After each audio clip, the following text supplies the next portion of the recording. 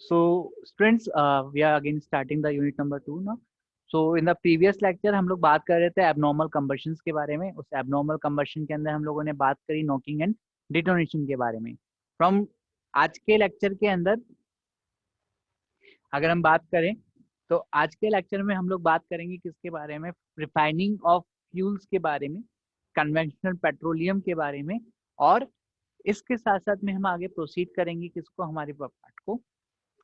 ठीक है, तो ये हमारा आज जो पार्ट है, कोशिश करते हैं कि कल तक इस यूनिट को खत्म कर सके. तो refining fuel for SI and CI engine के बारे में बात करते हैं, अल्टरनेटिव फ्यूल्स के बारे में बात करते हैं. तो है ना, स्टार्ट करते हैं विद द कन्वेंशनल पेट्रोलियम. सो मैं कन्वेंशनल पेट्रोलियम की तरफ मूव करूं, उससे पहले मेरा एक क्वेश्चन है, करते हैं. सो क्वेश्चन बड़ा ही सिंपल था कि गैसोलीन एंड इसमें क्या डिफरेंस होता है, पेट्रोल के अंदर क्या डिफरेंस होता है. सो कंसेप्ट इज क्लियर कि जो यूएसए है वहां पर गैसोलीन बोला जाता है, और बाकी यूके में और इंडिया में जो अपनी एशियन कंट्रीज है, यहाँ पर हम लोग किसका नाम लेते हैं, हम लोग इसको जनरली किसके नाम से कहते हैं, पेट्रोलियम के नाम से बोलते हैं. तो इनको जब हम लोगों को रिफाइनिंग करने की रिक्वायरमेंट होती है कि अर्थ से हम लोग क्या निकालते हैं, इस रिफाइनिंग प्रोसेस को निकालते हैं, तो फ्यूल रिफाइनिंग जो होता है वो हमारे लिए मच नेसेसिटी होता है. So basically it is a chemical engineering process which use the several distillation process for ejection of useful products such as petrol, diesel, LPG, fuel oil, etc. So basically जो हमारी petroleum refineries होती हैं ये large complex industry में involve होती है और अलग अलग प्रोसेसिंग यूनिट्स इंक्लूड करके रखती है. अगर हम लोग इसमें डिस्टिलेशन की बात करें तो देखो ये यहाँ पर हमारे पास एटमॉस्फेरिक डिस्टिलेशन है. ठीक है, we are using the atmospheric distillation. इस एटमॉस्फेरिक डिस्टिलेशन के सेवरल प्रोसेसेस होते हैं. हम इसमें से क्या निकालते हैं, पहले फ्रैक्शनलाइजेशन करते हैं. फ्रैक्शनलाइजेशन की हम बात करें तो उसको हम बोलते हैं फ्रैक्शनल डिस्टिलेशन. इस फ्रैक्शनल डिस्टिलेशन के अंदर हम लोग डिफरेंट डिफरेंट प्रोडक्ट्स को बाहर निकालते हैं. ठीक है, एक हाइड्रो ट्रीटर होता है हमारे पास. हाइड्रो ट्रीटर के थ्रू हम लोग है ना डीजल को और कैरोसिन जेट फ्यूल्स को अलग निकालते हैं. साइड स्ट्रीम के थ्रू हम लोग हैवी गैस ऑयल्स को बाहर निकालते हैं और फ्यूल ऑयल को इससे बाहर निकालते हैं. इसके अंदर टेम्परेचर देखा जाए तो टेम्परेचर हमारा 600 डिग्री सेल्सियस से 20 डिग्री सेल्सियस तक वैरी करता है. अगर 600 डिग्री सेल्सियस की बात करते हो तो 600 डिग्री सेल्सियस में हमारे पास में जो प्रोडक्ट बाहर निकलता है वो हमारे पास में क्या होता है, रेसिडुअल गैसेस होती हैं. हैवी ऑयल हमारा 300 डिग्री सेल्सियस पे होता है, लुब्रिकेटिंग ऑयल हमारा 200 डिग्री सेल्सियस पे होता है, कैरोसिन 70 डिग्री सेल्सियस पे होता है, गैसोलीन 40 डिग्री सेल्सियस पे निकलता है, नैफ्थलीन एंड है ना जो नेचुरल गैसेज हैं ये 20 डिग्री सेल्सियस के ऊपर इसको हम क्या करते हैं, यहाँ से बाहर निकालते हैं. ठीक है, सो डिफरेंट डिफरेंट प्रोसेसेस होती हैं जिनके थ्रू हम लोग क्या करते हैं, इनको रिफाइनिंग को जनरेट करते हैं ना, कैसे कितना रिफाइनिंग क्रिएट होगा. नेक्स्ट इज रिफाइनिंग प्रोसेस कौन कौन से इंक्लूड होती है.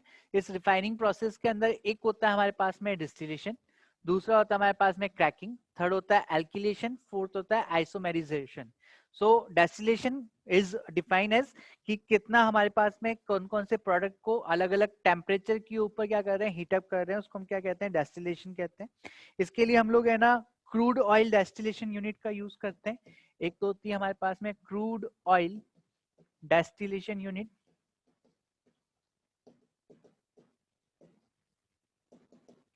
एक होती है हमारे पास में वैक्यूम डेस्टिलेशन यूनिट,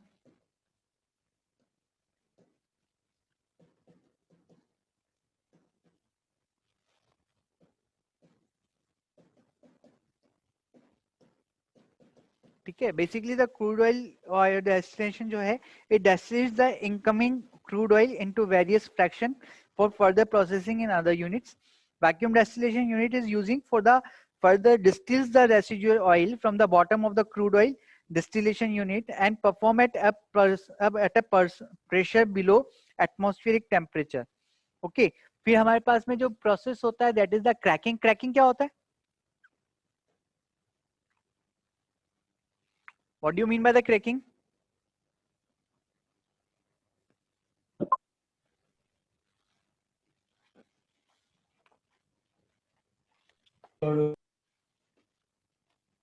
आवाज नहीं आई सर. वो बॉन्ड जो होते होंगे उनके बीच में, जो हमारे लॉन्ग हाइड्रोकार्बन की चेन होती है ठीक है, उसको शॉर्ट हाइड्रोकार्बन के अंदर कन्वर्ट करने की जो प्रोसेस होती है उसको हम लोग क्या कहते हैं, क्रैकिंग कहते हैं. So you can say that the cracking is the process by which heavy hydrocarbon nucleus are broken up into the lighter molecules by the means of the heat, pressure and sometimes we are using the catalyst for this.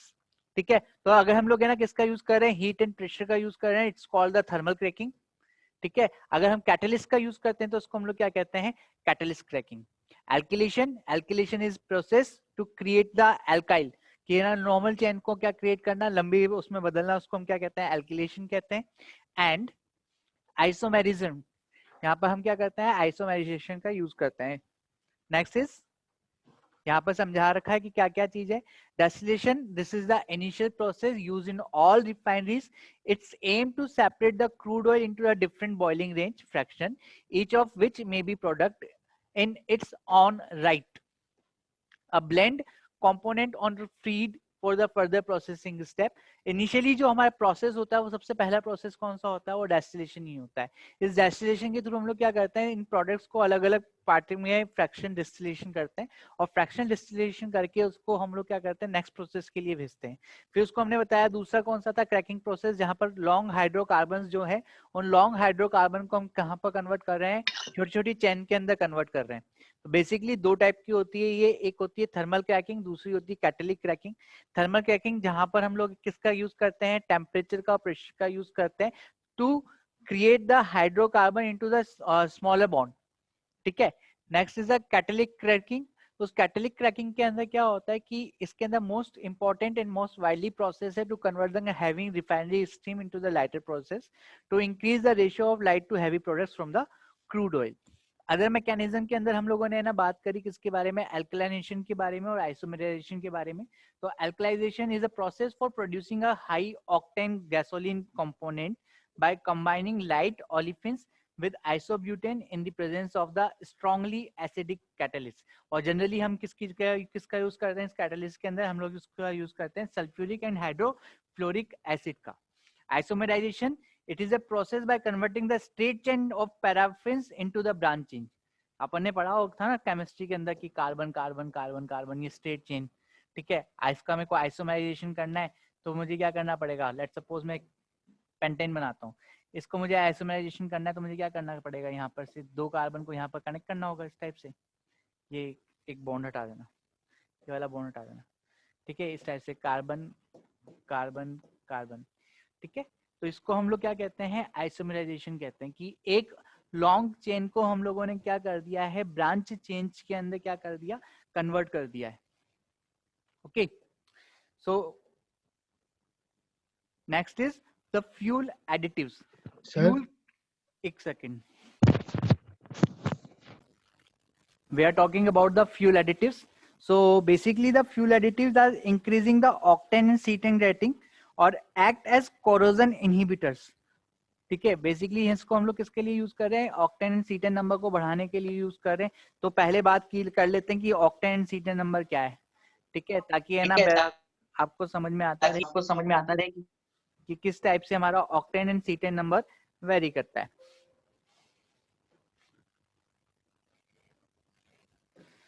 क्या किसी को पता है कि octane and cetane number क्या होते हैं?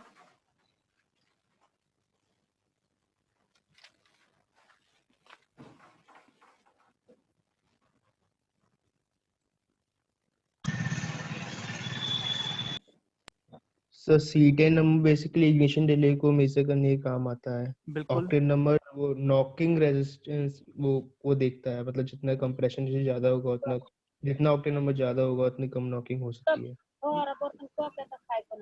Fuel resist detonation ना, कि जितना ज्यादा ऑक्टेन नंबर होगा ना वो डेटोनेशन को उतना ही क्या करेगा, रेजिस्ट करेगा. So basically octane number is for तो रेजिस्टिंग द डेटोनेशन.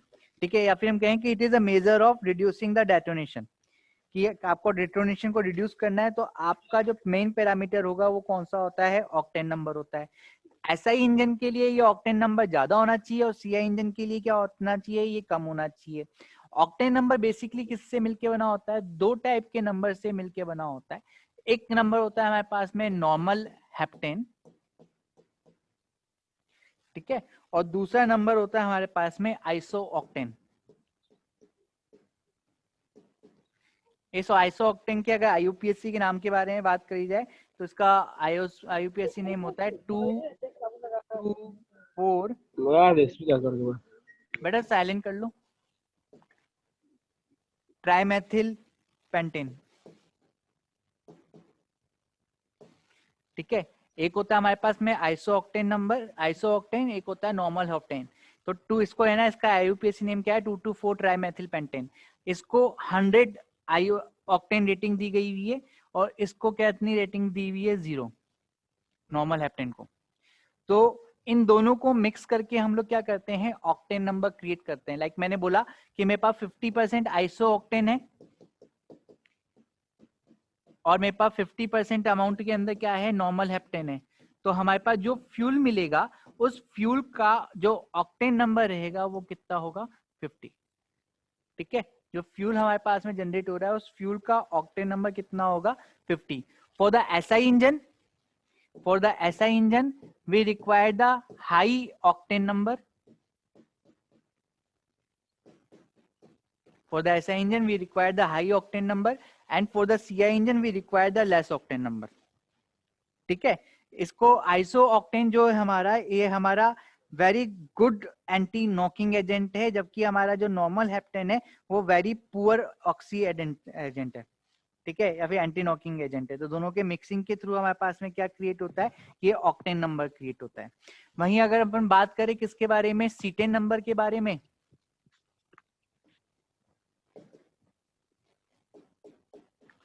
तो ये सीटेन नंबर किसको बताता है, इग्निशन लैग को, इग्निशन लैग जो जनरेट हो रहा है हमारे पास में उस इग्निशन लैग को कंट्रोल करता है। ठीक है, कि सेल्फ इग्नाइशन कह सकते हो तुम, कि जो सेल्फ इग्निशन हो रहा है उस सेल्फ इग्निशन को कंट्रोल करने के लिए हम किसका यूज करते हैं, C10 नंबर का यूज करते हैं। आपने देखा होगा ना कुछ इस टाइप का कर्व, कि यहाँ पर हमारे पास में इंट्रोडक्शन ऑफ पेट्रोल होता है या फिर फ्यूल होता है और यहाँ पर जाके बर्निंग हो रही है।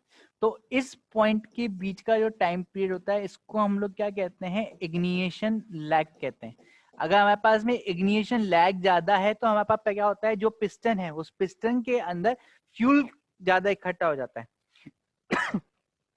ठीक है, तो इसकी जो ये प्रॉपर्टी है जहां पर हम इस इग्निशन डिले को कंट्रोल करते हैं, उस इग्निशन डिले को कंट्रोल करने की प्रॉपर्टी, उस नंबर को हम लोग क्या कह रहे हैं, C10 नंबर कह रहे हैं। ये C10 नंबर अगेन 2 नंबर से मिलकर बना है। पहला जो नंबर है वो कौन सा होता है, वो होता है normal C10,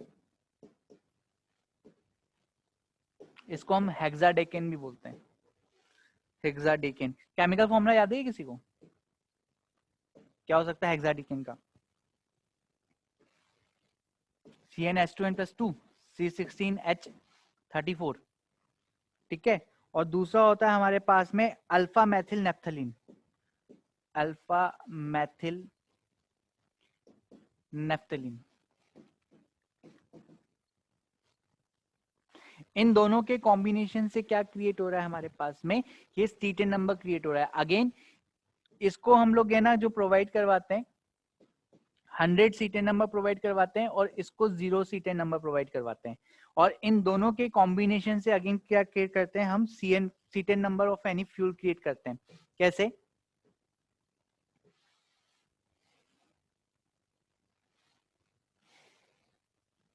we can say that C10 number of fuel, C10 number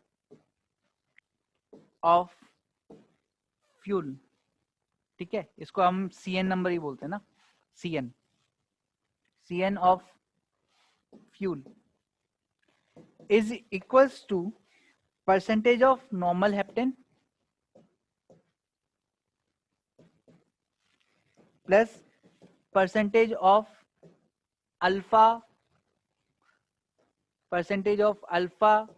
methyl naphthalene। ठीक है, इन सब का हम लोग क्या कर देते हैं, कॉम्बिनेशन क्रिएट कर देते हैं और उस कॉम्बिनेशन को हम लोग क्या करते हैं, C10 नंबर कहते हैं। तो बेसिकली हम लोग जब किसी पैरामीटर को मेजर करते हैं तो हम लोग इनके ऊपर काफी ध्यान देते हैं। हमारे पास सीआई इंजन के अंदर ध्यान दिया जाए तो हम सीटेन नंबर को प्रीफर करते हैं, और जब एसआई इंजन की बात कर रहे हैं तो सीएसआई इंजन के अंदर हम किसको प्रीफर करते हैं, हम प्रीफर करते हैं ऑक्टेन नंबर को। ठीक है, तो क्लियर है सीटेन नंबर और ऑक्टेन नंबर का बेसिकली है क्या चीज ये? तो सर अगर हम आइडियल कंडीशन को लेके चलेंगे तो हमारे लिए हमें सीटेन नंबर मैक्सिमम ही प्रेफर करेंगे ना?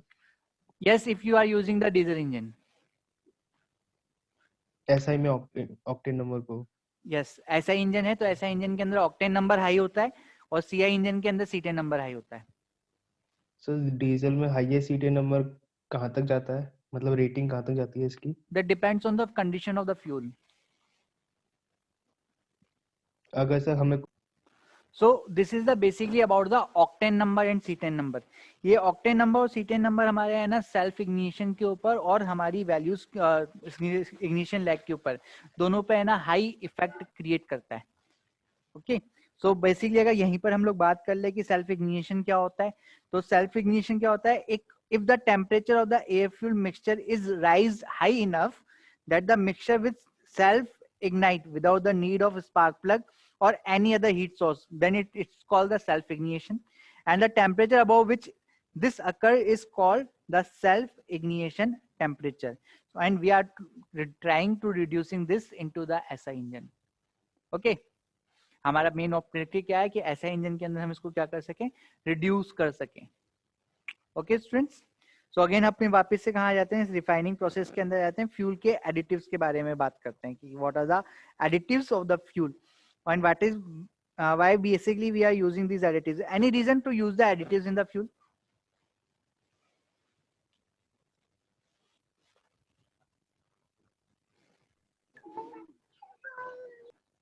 Any reason for you using the additives of the fuel? Sir, to improve the quality Sir, and for a smooth efficiency. burning of fuel. For smooth burning of fuel and to To reducing the improve the fuel polluted quality The and to efficiency, make most the efficiency. burning of तो the एक fuel single जो single और fuel होता है ना, वो जरूरी नहीं है कि सारी प्रॉपर्टीज पोजेस करे जो हमें रिक्वायर्ड हो।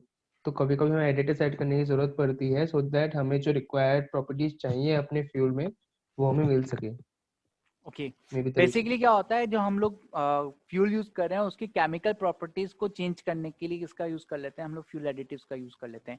लाइक तुमने देखा होगा कि अगर तुम बात कर रहे हो इंडियन ऑयल के बारे में, तो इंडियन ऑयल है ना अपना एक्स्ट्रा प्रीमियम पेट्रोल चलाती है।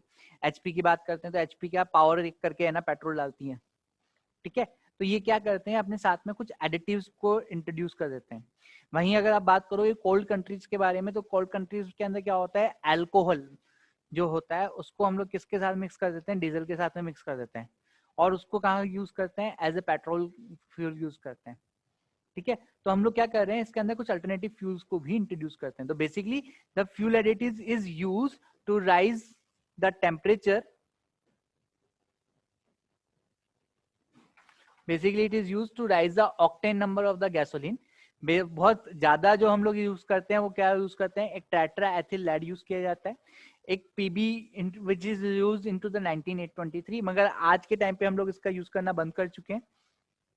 ठीक है, इन 1959 अब manganese antiknock compound as known as MMT was introduced to supplement the TEL, ठीक है, which is used in the Canada since 1978. About 1970, low lead and unleaded gasolines were introduced over the toxicology concerns with lead alcohols, alcohols such as ethanol and methanol. ये सबसे ज्यादा है ना हम लोग use कर रहे हैं।